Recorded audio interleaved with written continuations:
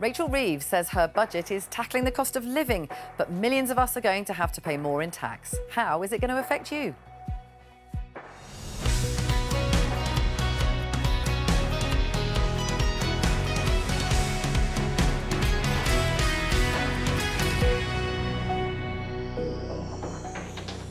Hello, I'm Vicky Young and welcome to Politics Live. Joining me today, Labour MP Callum Anderson, Shadow Education Secretary Laura Trott and Times columnist Sebastian Payne. The day after her budget, Rachel Reeves defends her choices. Freezing the thresholds, as has happened for the last few years, does have an impact on working people. I'm not seeking to deny that, but I believe I made the fair and the necessary choices.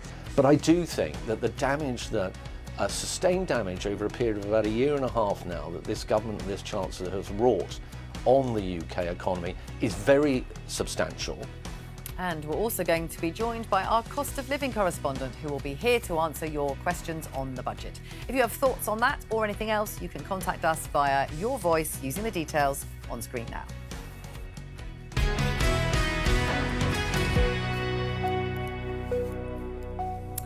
Now, before we talk about the budget, we're going to talk about immigration because there are some new stats out this morning and Henry Zeffman, our chief political correspondent, is here to talk us through them. Let's start with net migration. What do these figures show us? Yeah, really significant fall in the year to June 2025 in net migration, which is the number of people who come here minus the number of people who leave. So it's fallen to 204,000 in that year. That is a drop from 649,000 in the previous year and a drop of nearly 80% from the peak back in 2023. Now, the Office for National Statistics, who calculate these things, say that this was driven by, in particular, fewer non-EU nationals coming here for work and for study, as well as a gradual increase in the numbers of people emigrating, so leaving the UK. I mean, it's clearly good news for the government, given it said it wants to cut immigration. A lot of people will be saying, indeed are saying, that this is actually the benefit for the government of policies which came in towards the end of the previous Conservative government's time in office. What's interesting, of course, is that we've talked quite a lot recently about this Labour government's measures to decrease legal immigration. So you just suspect that those numbers are going to fall yet further in future years. And there's also separately some Home Office figures. That's about asylum hotels, amongst other things, and asylum seekers. Yeah, this one's less good news for the government. The number of asylum seekers being housed in hotels is up since Labour came to power. They've promised, of course, to end the use of asylum hotels by the next general election, so most likely by 2029.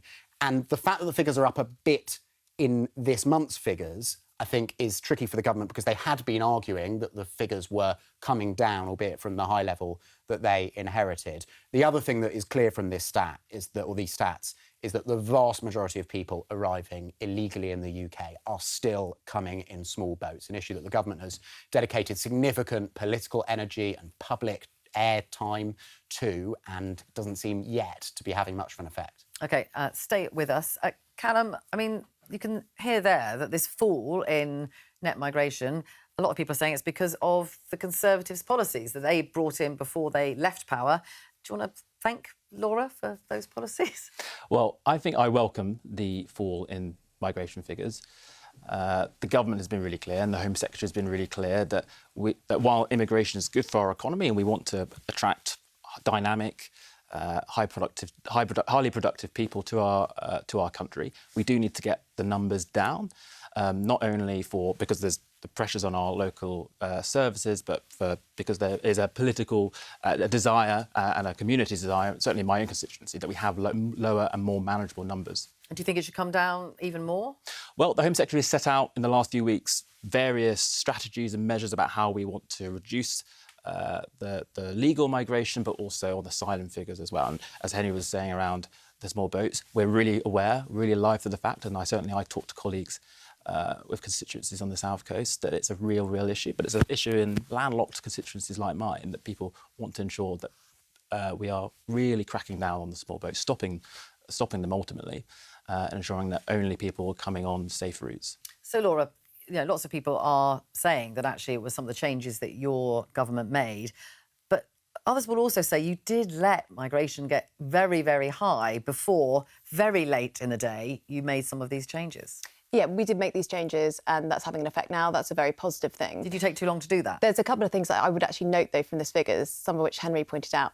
There's a record number of people leaving this country, and these are British citizens in a working age who are fleeing this country because it is no longer a good place to set up a business, start a business, run a business. It's just under And the 700,000, I think, it's who left it's the an UK. extraordinary number of people who are actually leaving the UK. And the other thing to point out is around asylum, as you touched on. You've got a record number of asylum claims. You've got the number of people in hotels going up. You've got the number of people who are being deported going down. These are very, very serious figures and show a failure at the heart of government where it comes to illegal migration. Callum, what do you say to that? Well, we inherited a pretty dire situation when it came to asylum hotels. Frankly, from a moral perspective, let alone a broader immigration economic perspective, having families and certainly and often young men in hotels is not good for our local communities, and that's why the Home Secretary is devoting all the resources required to get those down. And as we've said, in many situations, we're trying to end the use of them by the end of the decade. I would also say that, as you kind of said, the Conservatives did leave a massively open door when it came to migration. 800,000-900,000 people per year. That was entirely unsustainable, and it wasn't conducive to a cohesive society. And just briefly, are you worried in any way about the number of British people leaving the country? It is, I think, the single biggest number leaving for a century. Well, people emigrate for all types of reasons. I don't think the Office for National Statistics captures that. But of course, we want to ensure that anyone, particularly British people, but people from all over the world, if they've got their ideas and they want to build businesses and so on, that they're able to do so right here in the United Kingdom. Seb? I think these figures are actually good for the two main parties, but not for Reform UK, because as long as immigration is the first order issue that dominates the debate, Nigel Farage and Reform can keep hitting that bruise, which is bad for the Conservatives and for Labour for various different reasons. But I think when you look at this coming down, these numbers are good. People are going to look at the small boats and they're going to look at those arrived, because that is the most visible sign of a migration system that isn't working, as is also hotels being used to house asylum seekers. And going on to the budget yesterday, what was striking was that deep in that leaked OBR, that early released OBR document, was the fact that the cost for housing asylum seekers is going to go from 4 billion up to 15 billion. And that's partly because the government wants to end the use of asylum hotels that become quite controversial. But it does suggest there are still going to be very significant numbers of asylum seekers that need to be housed by the government for a long time. But I think Laura does have a point that James Cleverly, when he was Home Secretary,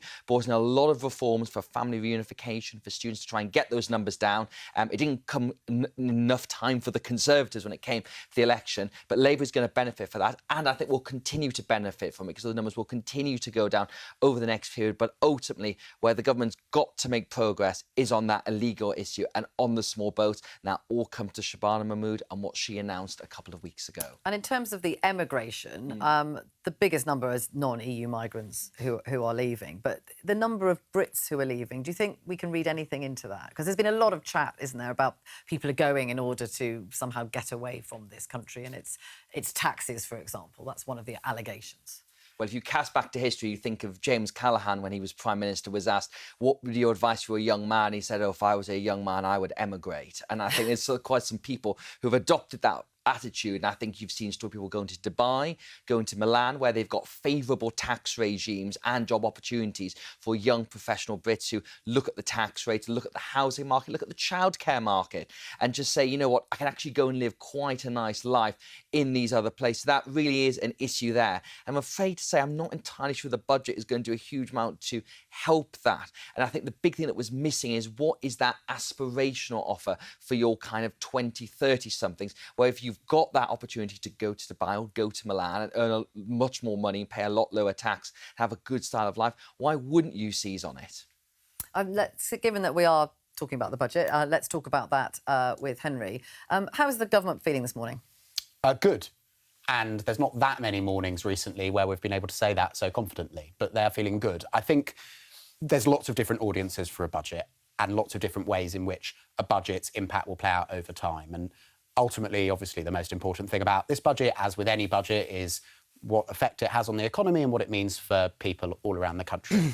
But I'm going to make a much more parochial point, which is that Rachel Reeves will have been thinking yesterday morning in the ultra short term, what do the markets make of it, and what do Labour MPs make of it? Well, the markets have responded pretty benignly, and Labour MPs are pretty happy, especially with the abolition of the two-child benefit cap, which I think does get us to the fact that this is quite a significant budget of choices. And Rachel Reeves actually acknowledged this in some of her interviews this morning. The forecasts weren't as bad as many people were led to believe, so she made a choice, which was to raise more money in tax in order to spend more money on policies like the abolition of the two-child benefit cap. I think there is a clear dividing line that I think could well shape the next few years in British politics right there. OK, well, we have heard from the Prime Minister Keir Starmer this morning, so let's have a listen to what he had to say.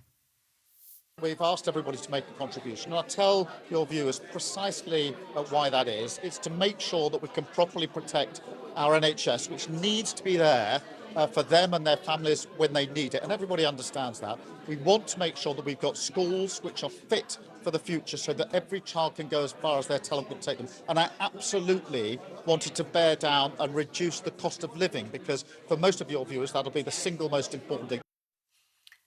So there has been a lot of pressure on the Prime Minister and the Chancellor.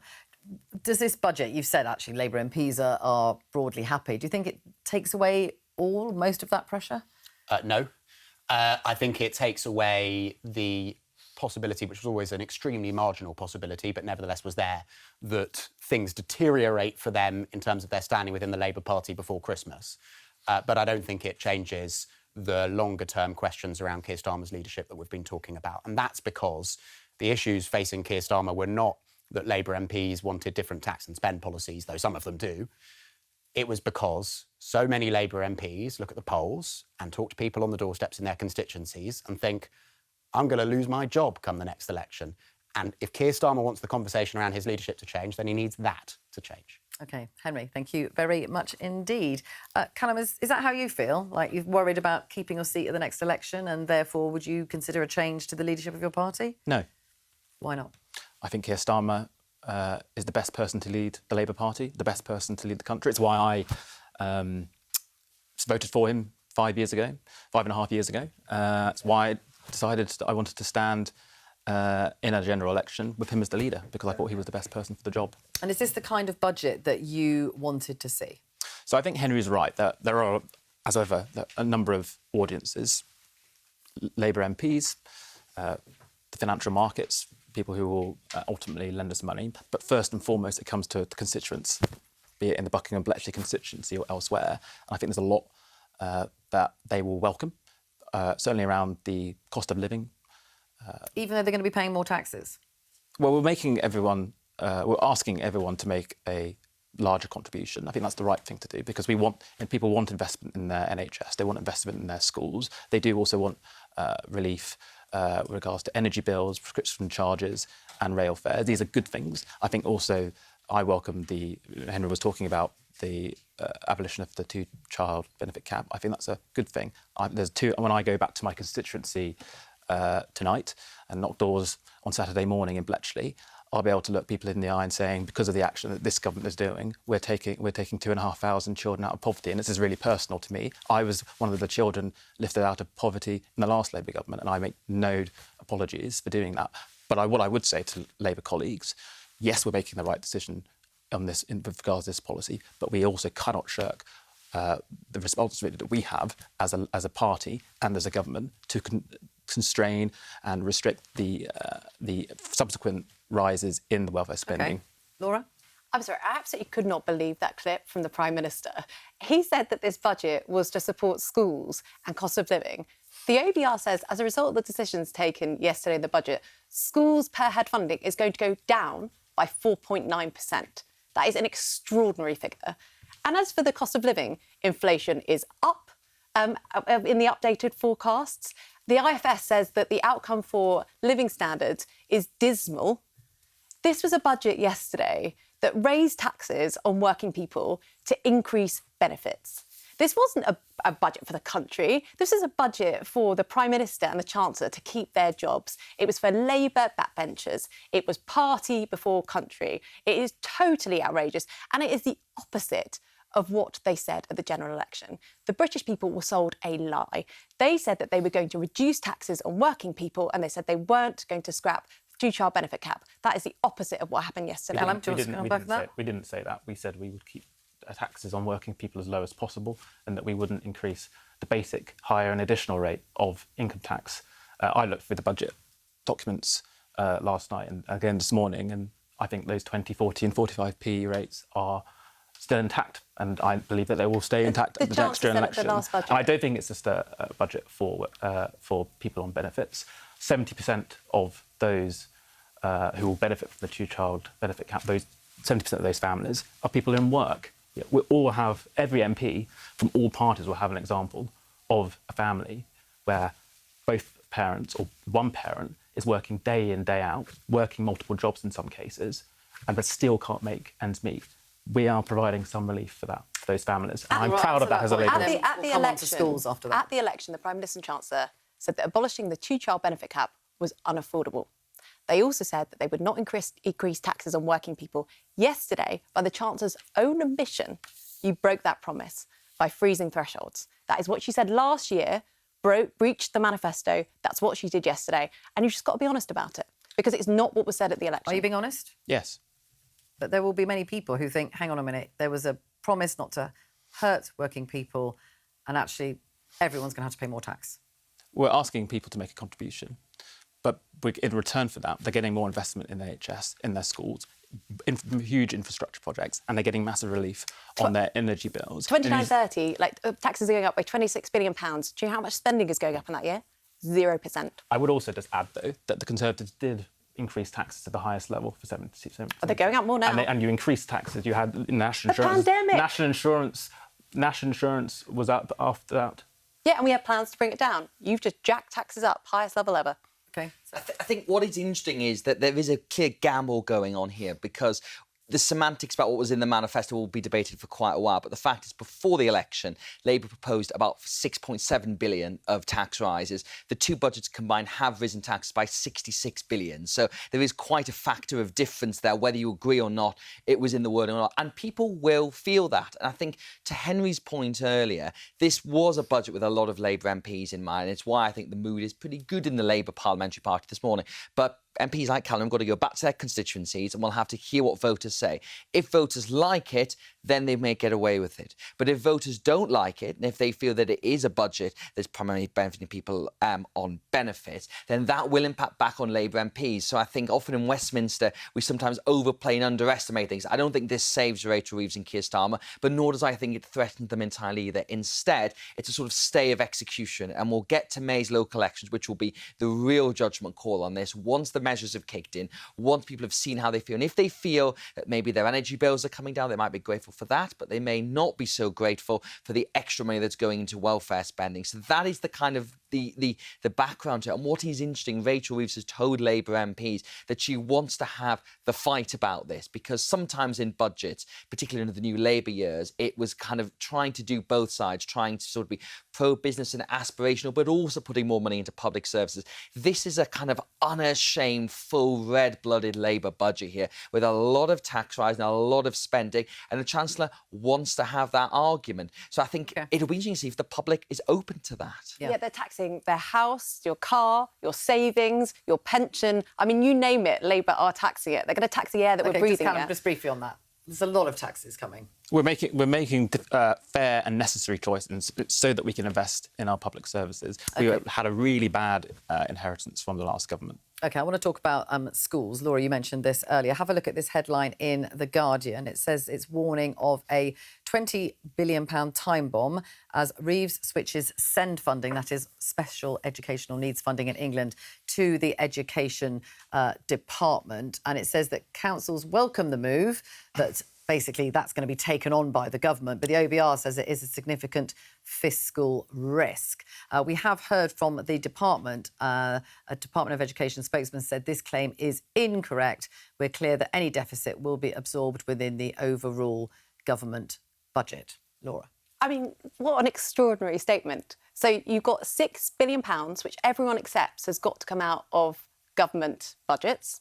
The OBR says this is going to come out of schools' budgets, which will result in a 4.9% cut. I don't think they know where it's going to come out of, actually, because it's after the next spending review. It's 2028. But it's got to come out of government spending. So, sorry, if it's not coming out of there, then where else is it coming out of? You can't just say we're going to absorb £6 billion. From where?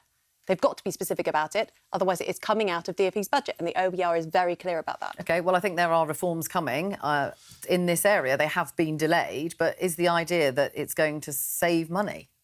Well, I think the priority for any reform to provision for children with special educational needs and disabilities is that they get the fastest, best, most tailored support that they need possible. I've met so many families from the 2 local authority areas that my constituency covers, parents in tears because they haven't been able to get their children the support that they need.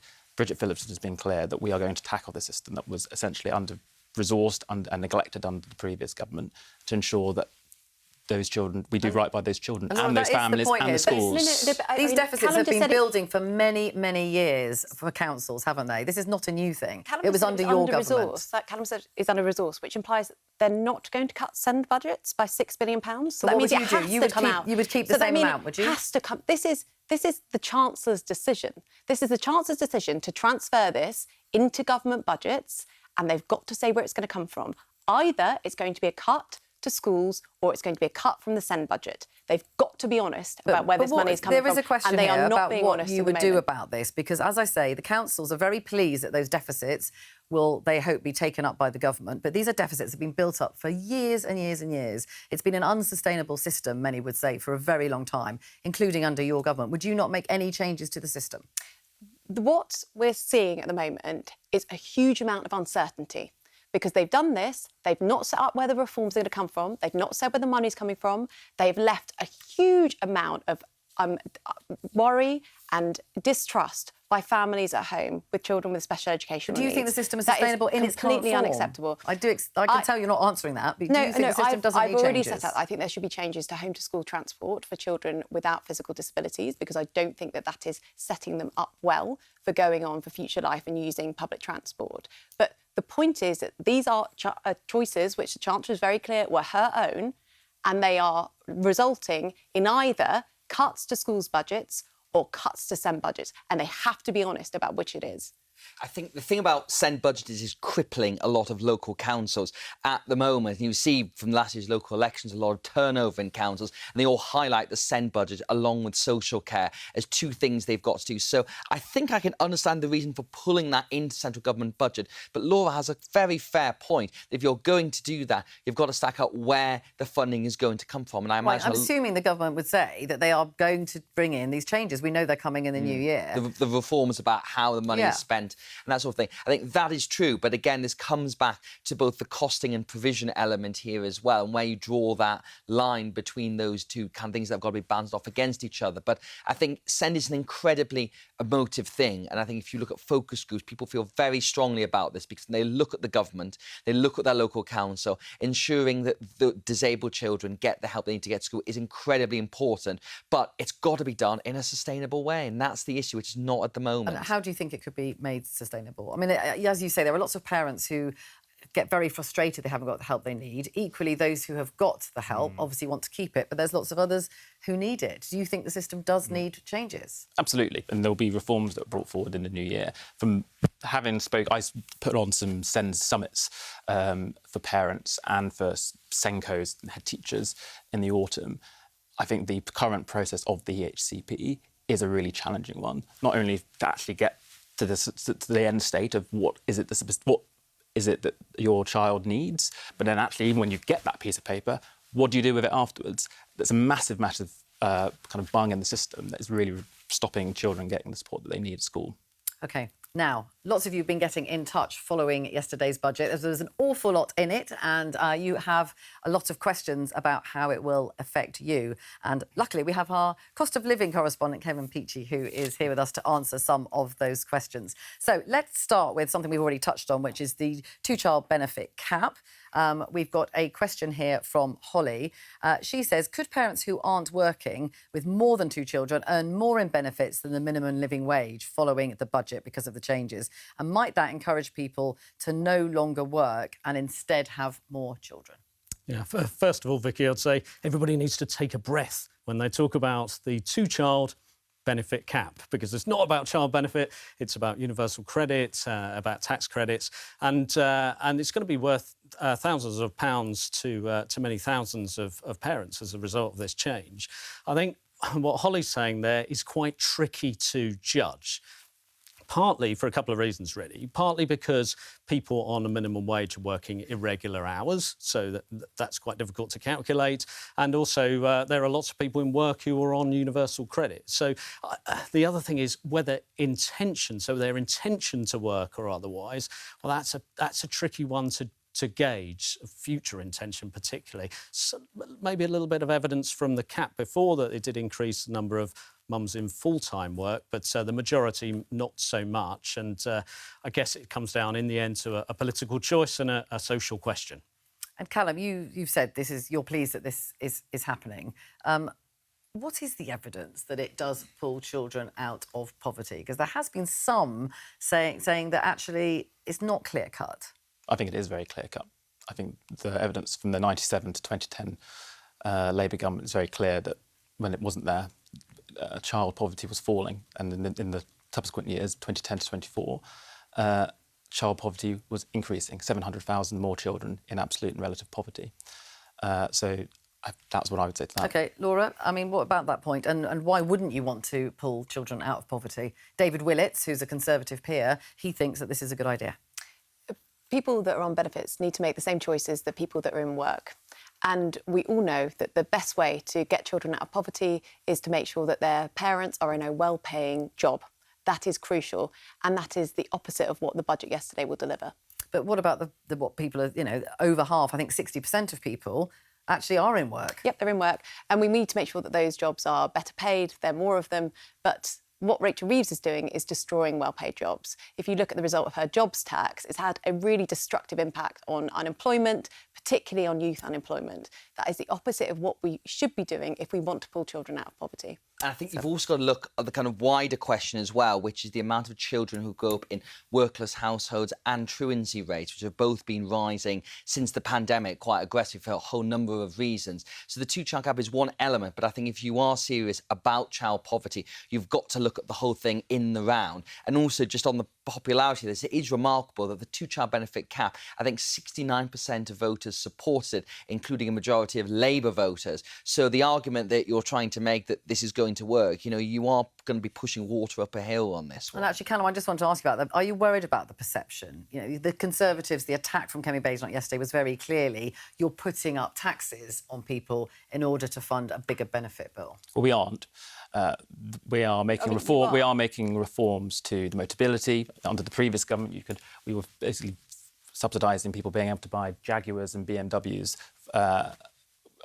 via the welfare system. I don't think that was right. We're cracking down on the fraud. But I absolutely there's not a direct correlation. Where I do totally agree with Seb is that we do need a holistic child poverty strategy. The two-child benefit cap removal is not a panacea. It's not a silver bullet. We do need to look at it holistically. There'll be a child poverty strategy being published very, very soon, which will set that out. OK, thank you. Just factually, though, taxes are going up to pay for increased benefits. No, they are. Taxes. If you look at the various lines. £26 billion, 28, 29, £13 billion increase in benefits. That's £3 billion. Wow. Okay. Yeah, that's just actually what's happening. Let's talk about electric vehicles. We have had loads of questions about this and the changes that are coming in. JB has got in touch to say, so 1.5p a mile on hybrid cars. How do I prove how many electric miles I drive as opposed to petrol miles? And I think we've got another question as well, which was from John. It says, with electric plug-in hybrid mileage payments, what happens with mileage outside the UK, i.e. if I drive in Europe? Kevin. Yes, loads of questions. Not so many answers yet. But let me give you the ones I can. 3p per mile for a pure electric vehicle. Okay. 1.5p per mile for a hybrid. The reason being that you're not going to have to sort of divide out, work out how many you've done by petrol, how many electric, because it's lower, so you can just give your mileage. Now, the give your mileage bit is really going to be, it's going to be worked over quite a lot. Remember, this isn't coming in until 2028, so got a while to kick through some of this. And ultimately it's going to be some kind of self-assessment system where you sort of say how many miles you have driven, but also checked when you go and have your MOT.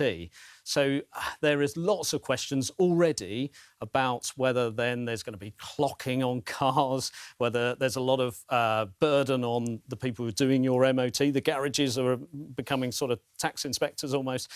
So lots of things there. And then on that second point, UK registered cars will be part of this. It doesn't matter where they're driven, so even if they're driven abroad, but if you've got a foreign registered car and you drive in the UK, then you're not going to be charged. OK, well, we have got some answers there. Seb, do you think the government's sending out mixed messages here? Because I think they're still giving these quite large grants for EV cars, but then saying, actually, once you've got the car, you are going to be taxed on that more than you were. Yeah, I mean, because obviously there's been this big push for quite a while now to go to the transition towards EVs, and I think the deadline was pushed back by the Rishi Sunak government, and the Labour government has accepted that. So it's kind of 2035 being the big moment for that. The problem is that we've obviously got all these EVs on the road. People are buying EVs because you're not having to pay your petrol tax on them, but that's creating more EVs and more congestion. So this was going to have to happen at some point. But as you were just saying, it's so complicated about how you do this, because either you have a box in your car where the government is following where you go and what you track, good luck announcing that policy and how that goes down, or you rely on people's sort of goodwill to report it in a way, which again, as you said, you could game it, you could change it, whatever. As is often the case, we've got another nice consultation, so we can have another period like looking at how this is going to work. But I think on the EV strategy in that OBR document was buried, this will have a really tangible effect on the sale of EVs at the moment. And the problem is the whole motor industry is now moving towards EVs, and they knew this was going to come, but, you know, never mind a road bump. This is like a road block almost being put in front of cars they're going to have to deal with. Yeah. The other element as well is second-hand cars as well. So if you buy an EV and you have used up whatever your allocations, what have you, it's going to completely change how the second-hand car market works and how much cars are going to be worth. And I have no idea what the answer is before you ask me. No, Callum, I mean, are you worried about that? It does seem to be mixed messages. Has anyone got a hybrid or an EV, by the way? Both. Oh, you've got both? Yes. OK, you'll be Joys. paying more. You'll be Yes. paying more. I'll Are be you worried paying more about for you. I don't have one. the bureaucracy around this? I think what's clear is that there is going to be a lot of work to get this through over the next few years. I don't think it's... I think this is an inevitable public policy problem of if we want... Yes, we want more people using EV or hybrid cars, but at some point, given that those cars are going to be are using the road, are contributing to congestion, are adding to road decay, we are going to need people who are driving those vehicles to contribute in some way. I mean, Laura, that's fair. Why shouldn't you contribute? I think the point about this, though, is that there is a question over the deliverability of these tax raises with this and with council tax as well. But people generally have an MOT. It's not that hard. They look at your but this is mileage, going to be don't they? most monumental pain, right? And they don't You do an really MOT know every what year, they're don't doing. you? Yeah, but they don't really know what they're doing. They don't really know how this is going to work. It's the same with council tax bans. Like, what we're going to do? Everybody's house in the country is going to be... I don't know. It's very, very unclear how this is going to work. The government does not have a good track record, to put it lightly, of delivering any kind of reform whatsoever. So I do think the tax receipts on this are very much in doubt. But in principle, you, as an owner of one of these cars, two of these cars, why shouldn't you start paying a little bit? Well, because it's completely different to what you were led to believe, right? Like, we've done a switch. So forever you don't have to pay any taxes? I just think this is just like one of these things. It's just like they're just taxing. They're just taxing everything, right? Like, it's just extraordinary. It's like everything you do, you're just being taxed. And now they've got to fill in this form and do this and take it down to the garage. It's just everybody's lives are just being taken over by this Labour government. It's just ruining everything. I think it's fair to say no country has actually cracked this because it is a very difficult thing to do. And I think in a way, it'll eventually see how this works and how practical it is and what other countries do as well. But I think ultimately the transition to EVs is already being pushed back. And I think the response from the motor industry will be very, very interesting about whether we have hybrids for longer because you're paying, as you said, you know, that less level of the pay per mile thing. Right, now, let's talk about... we've had some questions about financial planning, and Hannah has been in touch, and she says, talking about the pension salary sacrifice scheme. I'm going to get Kevin to explain what that is. But she says, is this another stealth tax like freezing the income tax thresholds? I thought I was doing the right thing by paying into my pension, even though I could do with the money to help with the cost of living. So, first of all, salary sacrifice schemes. Not everyone will be in them, but just explain a little bit about those. About 1 in 10 in the public sector, 3 in 10 in the private sector. You essentially forego some of your salary in order for that money to go into your pension, and then you don't pay national insurance and your employer doesn't pay national insurance. And that's a key, really, when it comes to incentives that Hannah was mentioning there. Like, is it going to stop me trying to put money, do the right thing, put my money into a pension? Remember, the big one, income tax relief, is still in place. So that's in place, whatever you put into that salary sacrifice scheme. So sort of put that bit aside. For the people who are involved in salary sacrifice, well, I think maybe it's the employer who may have to start looking at in terms of incentives, because they are going to have a bigger tax bill. Remember, again, this is a long way ahead, 2029. So they are potentially going to have this bigger tax bill. Are they still going to want to give those more generous, if you like, incentives to people to save into a pension? May they even cut back slightly on the pay they're going to give them? That's clearly a question for the employers. I think for the employees, there still is a great tax incentive to save for your later life. Because you're still saving on the tax side of it, not on the national insurance. And we've got an ISA question. I am 65 on the 5th of April, says Peter, 2026. Does that mean that the full £20,000 limit on cash ISAs now applies to me for that tax year, or am I still under the lower £12,000? OK, one for the 64-year-olds out there, or actually the 63-year-olds, because it's 2027. So again, it's not coming in. All about timings, all about timings with some of these things.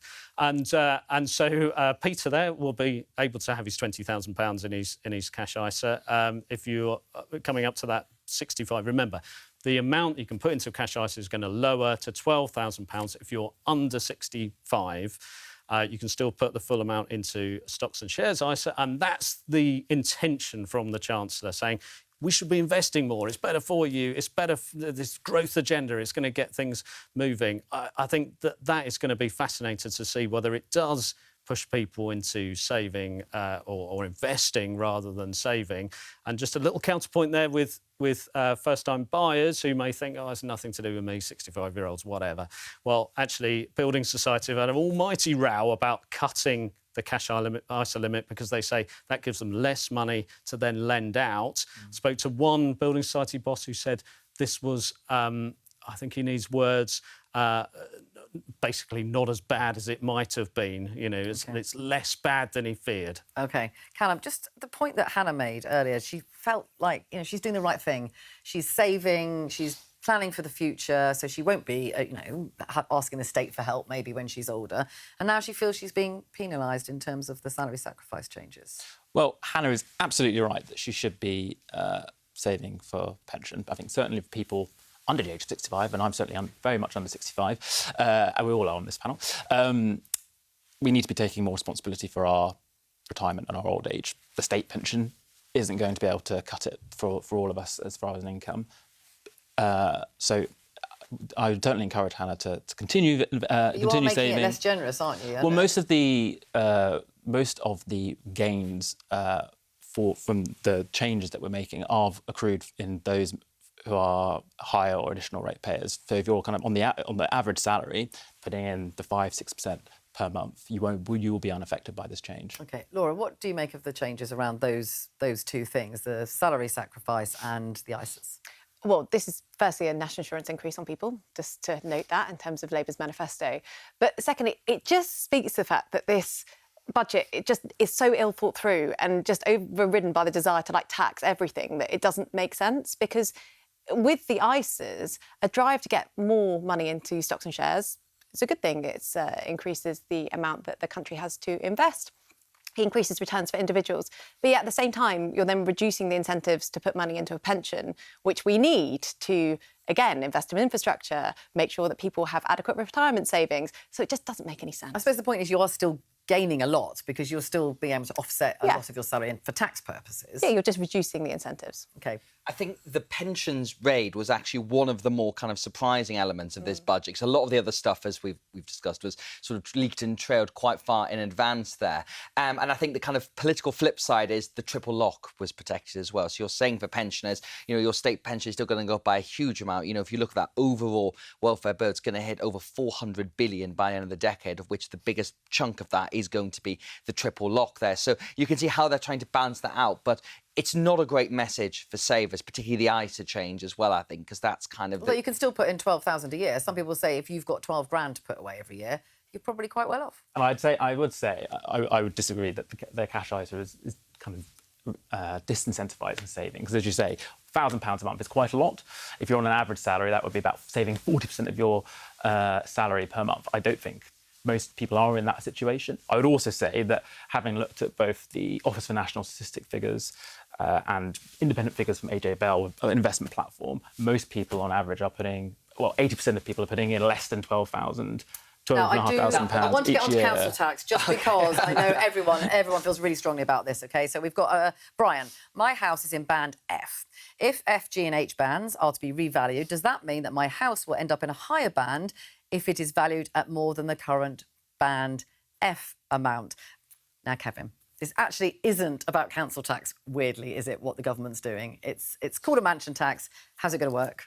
Vicky, we should swap seats. You just answered. It's not about council tax, not about revaluing, and you're not going to move into a different council tax band. This is all about those top three bands on council tax.